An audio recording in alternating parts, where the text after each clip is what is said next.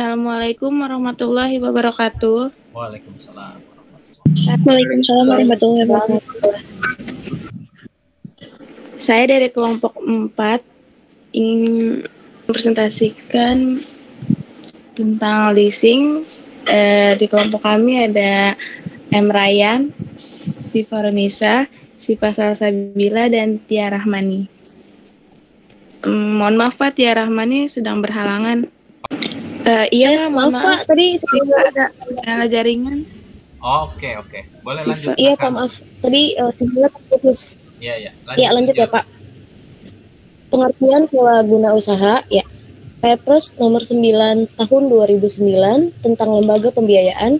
Sewa guna usaha leasing adalah kegiatan pembiayaan dalam bentuk penyediaan barang modal, baik secara sewa guna usaha tanpa hak opsi, operating lease, maupun dengan hak opsi finance lease, untuk digunakan oleh penyewa guna usaha leasing selama jangka waktu tertentu berdasarkan pembayaran secara angsuran.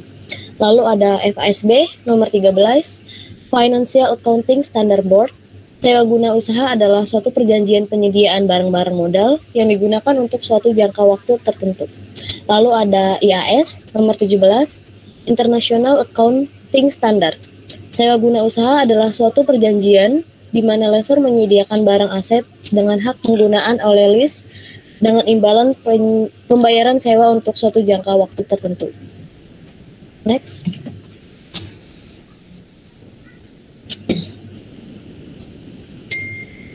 Ya, selanjutnya ada ciri-ciri sewa guna usaha. Yang pertama ada perjanjian antara lessor dengan lessee.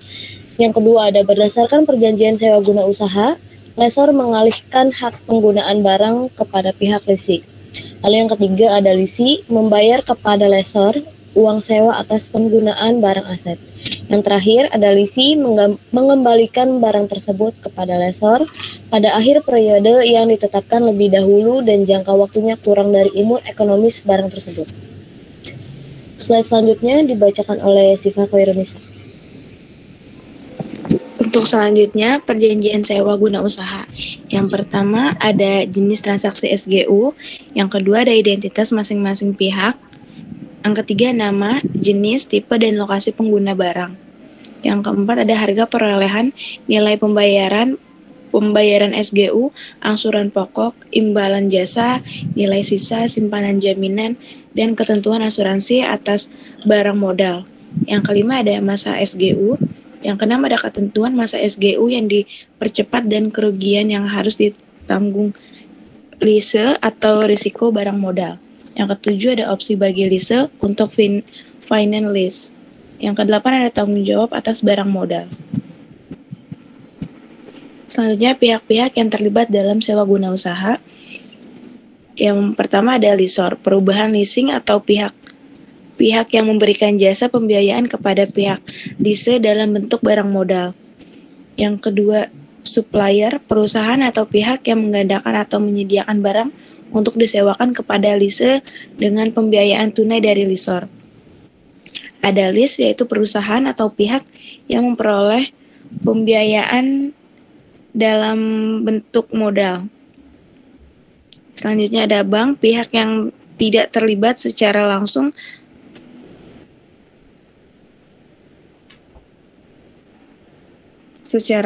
dalam leasing, tetapi menyediakan dana bagi lessor atau supplier.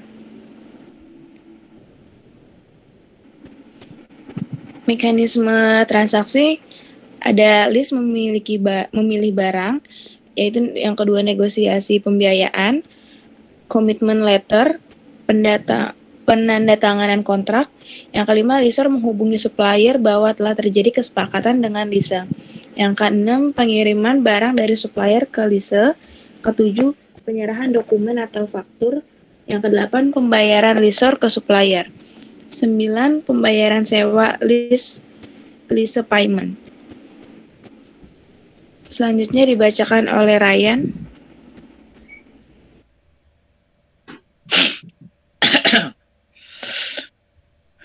Penggolongan perusahaan leasing. Independent leasing company, perusahaan leasing yang berdiri sendiri atau independen dari supplier produsen. Perusahaan dapat memperoleh barang dari berbagai supplier atau produsen Contoh Adira, WOM, SOF atau Summit Auto Finance. 2. Captive lessor, perusahaan leasing yang didirikan sendiri oleh produsen untuk membiayai penjualan produk-produknya. Contoh ACC, Astra Credit Company, Astra, ada BAF, Batobaf, Busan Auto Finance, Yamaha, Indomobil Finance, Suzuki. Lease broker atau packager, perusahaan leasing yang mempertemukan calon lease yang membutuhkan barang dengan cara leasing dengan pihak lessor. Contoh kayak White, Columbia, Columbus. Next sih Pak. Jenis leasing.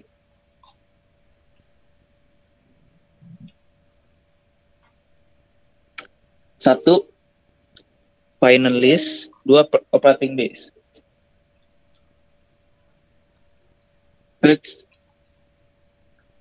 Yang pertama final lease itu ada beberapa poin, yaitu leaser membiayai penyediaan barang, lease memilih dan memesan barang yang diinginkan, 3. Lease membayar sewa secara berkala selama masa sewa, terakhir disebut juga full payout lease.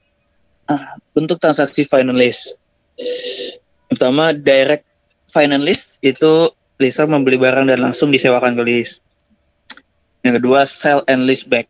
Lease menjual barang modal ke leaser kemudian dilakukan sewa guna usaha dalam jangka tertentu. 3. Leverage lease. Kreditur menyediakan pembiayaan 60-80% ke leaser. Jika lease kesulitan, leaser tidak bertanggung jawab ke kreditur. Keempat, syndicat lease. Pembiayaan sewa guna usaha dilakukan oleh beberapa leaser karena pertimbangan risiko dan dana yang besar. Kelima, vendor program. Dealer menjual kepada konsumen dengan fasilitas leasing. Leaser akan membayarkan objek leasing ke dealer atau vendor lease membayar angsuran ke leaser. Terakhir, cross border lease. Leasing yang melewati batas wilayah suatu negara. Contoh pesawat terbang. Selanjutnya dibacakan oleh Tia. Operation lease. Yang pertama, leasor membeli barang modal dan menyewakannya ke leaser. Yang kedua, pembayaran tidak mencangkup harga barang dan bunga. Ketiga, keuntungan diharapkan dari penjualan barang modal dan kontrak leasing lainnya. Selanjutnya, leasor menanggung biaya pelayanan sewa guna usaha seperti asuransi, pajak, dan pemeliharaan. Selanjutnya, bisa terjadi pembatalan kontrak di tengah jalan. Dan yang terakhir disebut juga non-payout leaser. Lanjut.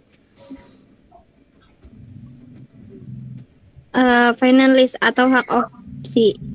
Risiko ekonomi atas objek lease sepenuhnya ada pihak lease. Oleh karena itu kewajiban untuk asuransi beda ditanggung oleh lease. Yang kedua, selama jangka waktu perjanjian leasing, kontrak tidak dapat diputuskan atau dihentikan. Jika karena suatu sebab perjanjian itu akan diputuskan, maka lease harus membayar seluruh jumlah yang masih terutang sekaligus atau seketika pada saat putusnya perjanjian. Yang terakhir, lease harus menanggung biaya pemeliharaan benda tersebut. Operating lease atau tanpa hak opsi. Yang pertama, risiko ekonomi sehubungan dengan investasi benda yang merupakan objek lease sepenuhnya ditanggung oleh lessor. Yang kedua, kontrak operasional lease dapat dihentikan sewaktu-waktu dan jangka waktu kontraknya biasanya lebih singkat daripada umur ekonomis objek lease. Yang ketiga, lessor sendiri yang harus memelihara dan mengasuransi barang lease tersebut. Next.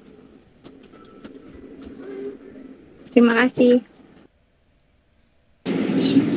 Sekian presentasi dari kami, kurang lebihnya mohon maaf. Wassalamualaikum warahmatullahi wabarakatuh.